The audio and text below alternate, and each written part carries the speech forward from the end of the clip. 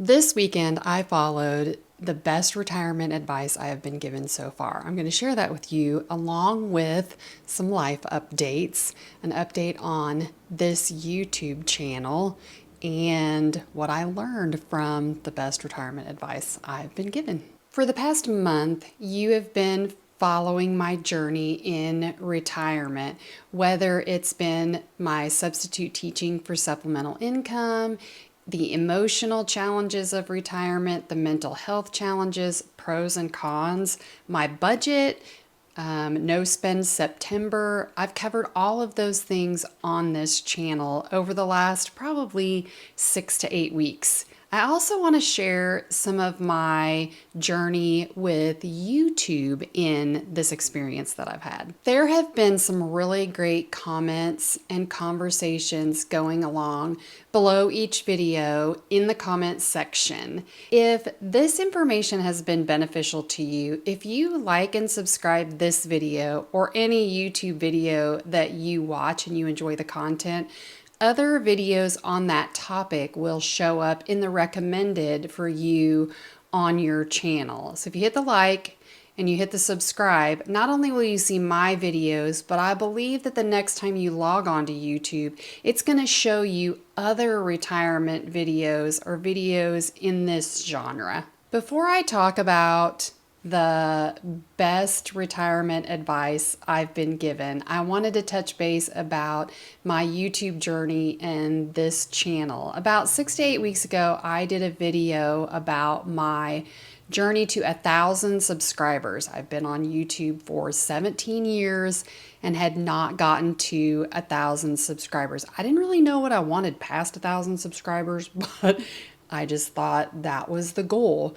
Well, I reached the goal of 1,000 subscribers when one of my budget in retirement videos popped off, and I'm currently at 3,300 subscribers, which is just shocking to me.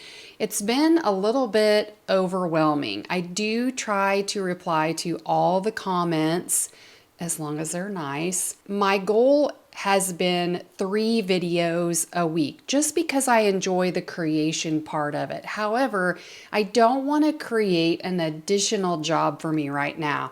I'm doing the substitute teaching 2 days a week, YouTube 2 to 3 videos a week. This week it'll probably just be 2 videos since I was out of town for the weekend, but you never know. It could be 3.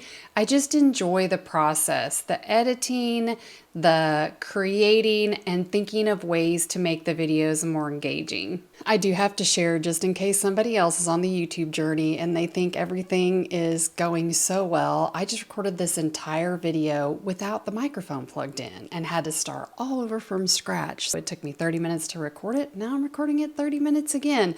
I want to share the hard parts as well so people don't think that this just comes easy to me. Let's talk about the best retirement advice I have been given. About a month ago, a friend of mine from my hometown invited me to come back because her husband was going on a fishing trip and we could have a girls' day.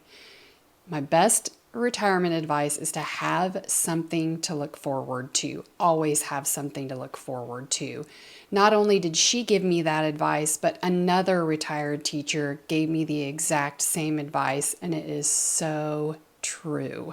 I've had a month to get ready for this trip and to save the money. So I knew how many substitute days I would have to do. And this is why I do supplemental income, is so that I can do these other things and have these things to look forward to. However, a week before all of this happened, my oldest daughter sprung something on me that I would usually cancel and drop everything for so that I could be here for that particular event. But I just made the decision that this was important to me too. And at some point, I'm not going to be able to do all the things. So that was a little hard. I almost canceled because of that.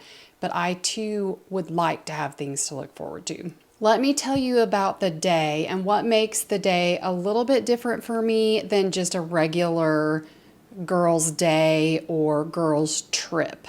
I'm going to share the lesson since this is all new to me and this is the beginning of my retirement. I want to share my lessons that I'm learning as I go in case it's helpful to you. Here was the plan. There was no plan. We were going to do something on Saturday. We didn't really know what. We didn't have to know what. They didn't want to drive more because I had already driven 6 hours to get home. So we didn't want to drive too far. But then we ended up driving somewhere.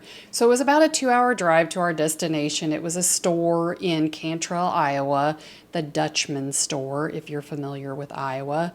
And on the way, there were places to stop as we went. So of course we talked about things that we need, things that we'd like to have, and things that these stores might have so that we could purchase whatever was coming up. The difference in this trip is that the two people that I went with are also retired. They've been retired for 4 years and were able to give me advice and insight on what their retirement has looked like, how they've funded it, how they spend their time, and things that they are looking forward to.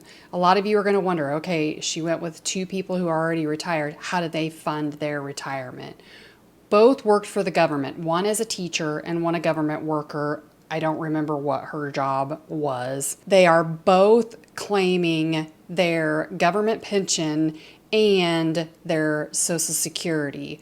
One of them is claiming just their own Social Security and not their husband. The other one is claiming their husband's Social Security with their pension and not their own Social Security. Their husband passed away, and that's how they can collect that. So that's how they're funding their retirement. I don't think any of the three of us had additional investments. One of my friends, Lisa, has some property and land investments. Here is how this is a little bit different for me than past trips or things that I've done for a girls' day out or a girls' trip, is that we did not have a schedule or a plan. And usually with work or with kids, you plan around something or you have an ending time. And this was the first time I didn't have an ending time or things scheduled during the day that I had to check on. We didn't even know what time it was unless we were hungry or we checked the clock when we were headed back home and we wanted to stop at a boutique in Centerville, Iowa, and another one in Albia, Iowa. But on Saturdays in small towns, stores close earlier on the weekend. So we were only able to go to one of the boutiques and not the other one. I'm going to tell you the lessons that I learned here in just a minute, but when we got back to the friend of mine's house, we had the rest of the night to do whatever. There wasn't like an ending time of our night. Nobody had to be home at a certain time. So we basically camped out on the couch, got caught up on whatever football games were going on that day, ate her leftovers. It's out in the country, so there wasn't a place that we could order like Uber Eats or get, food to eat out. And then we just hung out and talked and watched TV. Of course, we checked in with our families. It was just very, very relaxing. I have never done that. I've had girls' trips and I've had girls' day outs. There's always been a deadline or an event or a thing during that time that I had to mentally prepare for. Lessons learned or how this was different. I already mentioned one, and that is we didn't have, and I may not have mentioned it this time since I've had to record this twice, but none of us had kids or spouses that we had to do something for or be prepared for. My friend Deb, her husband, was on a fishing trip. Of course, we touched base with everybody. The other friend that was with us, Lisa, her kids were texting all day, but they're all grown and they didn't have anything. My kids didn't come on this trip with me, so they were home.